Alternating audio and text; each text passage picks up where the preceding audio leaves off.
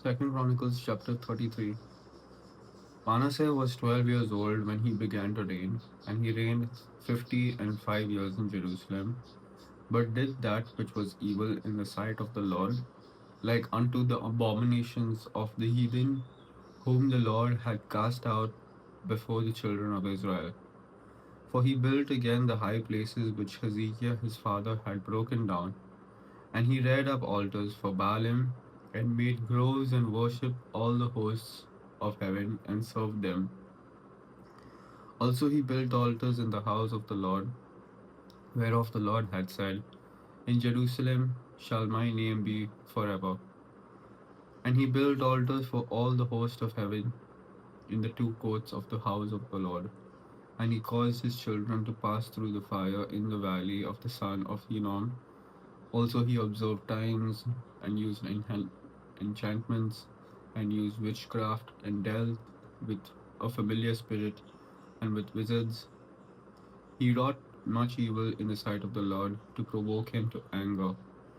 And he set a carved image, the idol which he had made in the house of the Lord. Verse 7 again. And he set a carved image, the idol which he had made in the house of God, of which God had said to David and to Solomon his son, in this house and in Jerusalem, which I have chosen before all the tribes of Israel, will I put my name forever.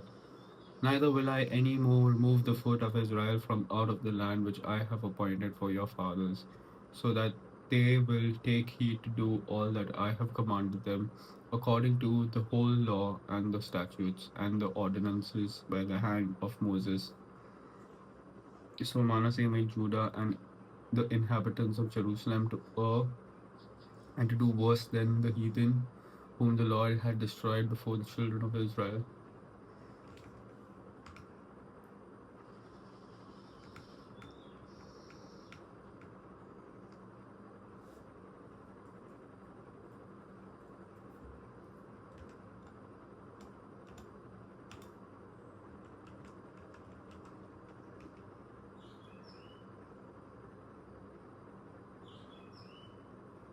And the Lord spake to Manasseh and to his people, but they would not hearken.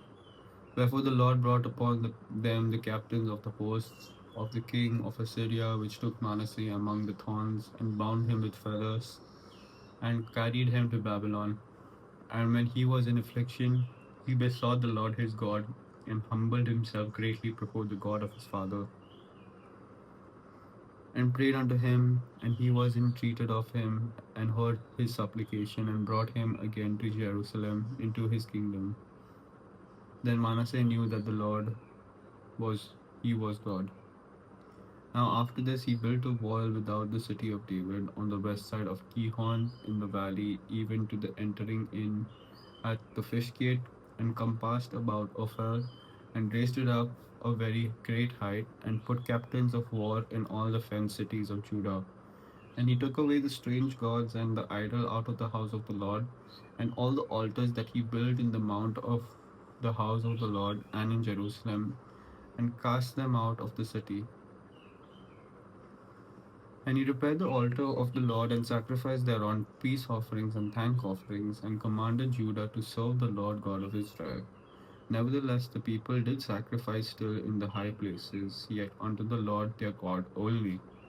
Now the rest of the acts of Manasseh, and his prayer unto his God, and the words of the seers that spake to him in the name of the Lord God of Israel, behold, they are written in the book of the kings of Israel. His prayer also, and how God was entreated of him, and all his sins and his trespass, and the places wherein he built high places, and set up groves and graven images.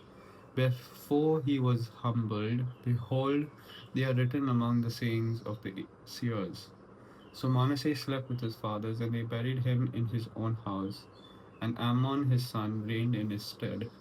Ammon was 22 years old when he began to reign, and reigned 2 years in Jerusalem. But he did that which was evil in the sight of the Lord, as did Manasseh his father.